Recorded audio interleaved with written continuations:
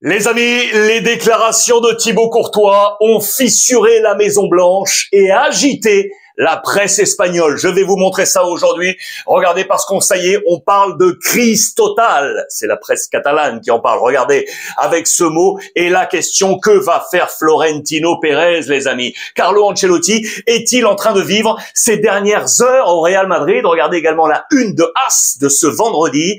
En manos de dos clásicos.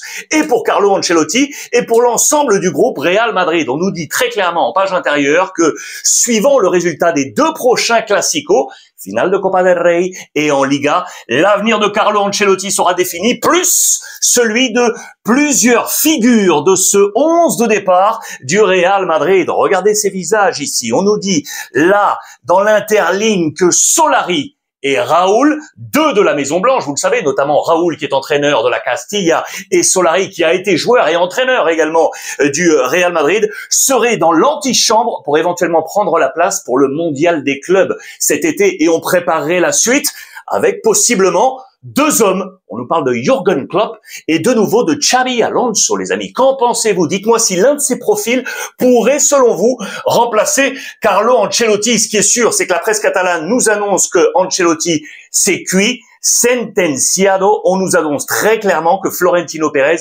aurait donc fait son choix et qu'Ancelotti vivrait ainsi ses dernières heures. Voici les propos de Thibaut Courtois. C'est à la une, là, également ce vendredi, de Marca. Il met le doigt dans la plaie avec plusieurs phrases choc et notamment 4 phrases. Cuatro frases, elles sont ici. Regardez. On ne peut pas tout le temps attendre que les 4 de devant aillent dribbler 3 joueurs adverses et marquer. On ne peut pas mettre énormément de centres et espérer quelque chose. Nous n'avons plus José Lu. Vous le savez, sous-entendu, on n'a plus de numéro 9. C'est l'un des points faibles, vous le savez, du Real Madrid. José Lu, qui avait été un des hommes forts lors des dernières séquences en Ligue des Champions, il est parti depuis sous d'autres cieux. Arsenal est une équipe qui défend bien. La troisième phrase, c'est une équipe organisée. Ceux de devant, les extrêmes et les attaquants, redescendent. Vous voyez le message qui est lancé notamment à Rodrigo, à Vinicius et à Mbappé. Et enfin, ici, si le marquage adverse est doublé sur Vinicius et Kylian, le 1 contre 1 ne sert pas à grand chose et on va pas sortir gagnant. Vous voyez les messages directement visés, notamment sur les coéquipiers de Thibaut Courtois, et on parle donc du coup de Kylian Mbappé. Regardez, le pire Mbappé est visé. Ça, c'est dans la presse catalane. On nous dit qu'il ne s'est pas adapté au système de Carlo Ancelotti. La presse catalane nous dit qu'il n'aurait marqué que, ce que m'étonne un peu, mais 32 buts, c'est pas rien quand même pour Kylian Mbappé. Regardez dans les colonnes de Marca, on fait la rétrospective des 9 chutes de Kylian Mbappé, les 9 dernières Ligue des Champions de Kylian Mbappé, depuis sa première avec l'AS Monaco, tombé face à la Juventus, puis toute l'épopée avec le Paris Saint-Germain. On nous rappelle que sur les 4 dernières éditions, avant celle de 2025, il était tombé, vous le savez, dans les derniers carrés, le Borussia avec le Bayern Munich, le Real Madrid et Manchester City sous les couleurs du Paris Saint-Germain. Là, il tombe en quart de finale face à Arsenal. Le rêve de cette Ligue des Champions, il est venu pour ça. Là, il était éliminé en quart alors qu'il atteignait les demi-finales. On s'interroge sur l'avenir en Champions League de Kylian Mbappé. On s'interroge sur toute la régénération de ce groupe Real Madrid, comme incarnant Luka Modric. Bien entendu, le Ballon d'Or va-t-il rester ou non? On nous dit là en stade qu'il aurait peut-être vécu là face à Arsenal son dernier match de Ligue des Champions. Il est rentré en cours de rencontre. 134 matchs de Ligue des Champions. Le record au Real, c'est Casillas avec 152, Benzema 133, Raúl 132, Sergio Ramos 129. Pendant ce temps-là, les amis, le Barça rit. Enfin, pas tout à fait. Regardez la une de Mundo Deportivo. Hansi Flick n'a pas apprécié la performance des siens et la défaite face au Borussia Dortmund. Du coup, à Prieta, il met la pression. Le père Hansi Flick. On revient dans les colonnes de Mundo Deportivo sur les 16 demi-finales passées du FC Barcelone en Ligue des Champions. Sur ces 16 demi-finales, la balance, les amis, elle est plutôt négative pour le Barça avec 6 tickets pour la finale, plus 1, on va en mettre 7 parce que je vous rappelle qu'en 1992, on n'a pas joué de demi-finale, on a joué des mini-ligues et le Barça s'était qualifié pour en plus remporter le trophée face à la Sampdoria.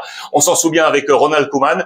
Donc 7 qualifs pour les finales et 9 éliminations. C'est la 17e demi-finale pour le Barça. Que va-t-il se passer pour se qualifier ou non pour rejoindre le Paris Saint-Germain ou Arsenal? Attention, le Barça joue demain face au Celta Vigo. Regardez quel serait le plan probable de préparation pour Hansi Flick, avec Chesney dans les buts, avec Cubarsí et Inigo Martinez, avec Koundé ici et le jeune Gérard Martin à la place d'Alejandro Balde, De Jong, Petri et Fermin, et devant bien entendu Lewandowski, Lamine Yamal et Rafinha. 11 probables pour le match de demain face au Celta Vigo. Ce sera le 51e match d'Hansi Flick, les 50 qui ont été détaillés avec 37 victoires, 6 matchs nuls et 7 défaites pour Hansi Flick, 147 buts marqués, 51 buts concédés. À venir demain face au Celta Vigo. Dernière information les amis, le mercato du Barça. Regardez, on nous dit non. Nico Williams de l'Athletic Bilbao aurait été écarté, entre guillemets, parce que financièrement, vous le savez, le Barça n'a toujours pas